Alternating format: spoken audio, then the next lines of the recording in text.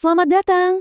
Kali ini, yuk kita bedah bareng-bareng sebuah metode yang namanya Getting Things Done dari David Allen.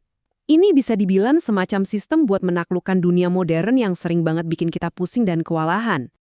Coba deh, pernah nggak sih ngerasa kepala Anda itu penuh banget, sesek, sampai rasanya mau meledak?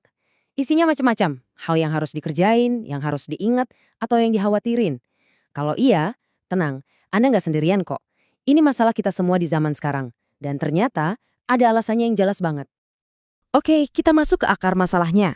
Kenapa kita semua merasa kebanjiran informasi dan tugas? David Allen tuh jago banget ngelihat masalah ini, dan ini langkah pertama buat ngerti solusinya. Coba, kita bandingin ya. Dulu, kerjaan itu kelihatan banget ujungnya. Petani di sawah misalnya. Jelas kapan mulai, jelas kapan selesai panen. Nah, kalau sekarang, kebanyakan dari kita ini adalah pekerja pengetahuan. Proyek kita itu nggak ada batasnya. Seberapa bagus sih sebuah presentasi, seberapa sempurna sebuah laporan, nggak ada habisnya. Garis finishnya itu kabur, seolah-olah nggak pernah ada. Kutipan dari David Allen yang satu ini, wah kena banget. Coba deh bayangin, cuma dalam 3 hari terakhir, kita itu nerima lebih banyak gangguan, email, notif, tugas baru, yang bikin prioritas kita jungkir balik dibandingin sama yang orang tua kita terima dalam sebulan penuh. Kecepatan informasi sekarang udah bener-bener gila. Terus gimana reaksi alami kita ngadepin semua ini? Ya kita coba ingat-ingat semuanya. Setiap tugas, setiap ide, setiap janji. Otak kita jadiin kayak gudang penyimpanan. Padahal otak kita sama sekali nggak dirancang buat itu. Nah disitulah sumber utama stres dan rasa pusing yang kita alami. Oke, terus solusinya gimana? Nah disinilah prinsip inti dari David Allen jadi keren banget. Ini bukan soal kerja lebih keras, sama sekali bukan. Tapi soal kerja lebih cerdas, yaitu dengan membangun yang namanya pikiran eksternal. Allen punya istilah keren nih buat semua hal yang nyangkut di kepala kita itu. Open loop atau lingkaran terbuka. Apa itu? Ya semua hal yang belum beres tapi terus-terusan kepikiran. Mulai dari yang sepele banget kayak, oh iya mesti ganti bohlam lampu, sampai proyek raksasa kayak luncurkan strategi pemasaran baru.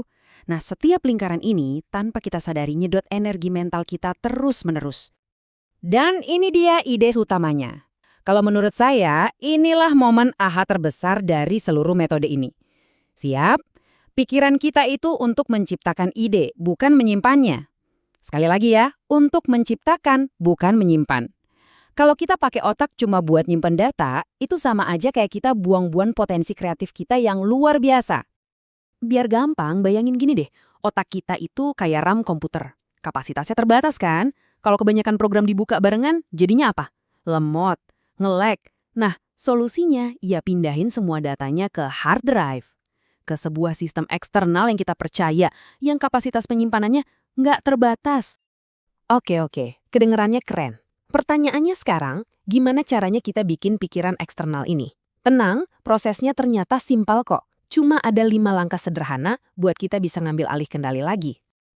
Ini dia nih, 5 langkah saktinya. Pertama, tangkap. Maksudnya, kumpulin semua yang ada di kepala. Keluarin aja semuanya ke satu tempat. Kedua, perjelas. Nah, dari tumpukan tadi, kita pilah-pilah. Ini apa sih? Mau diapain? Ketiga, atur. Taruh pengingatnya di tempat yang benar. Keempat, tinjau. Sistemnya harus dilihat lagi rutin, biar tetap relevan.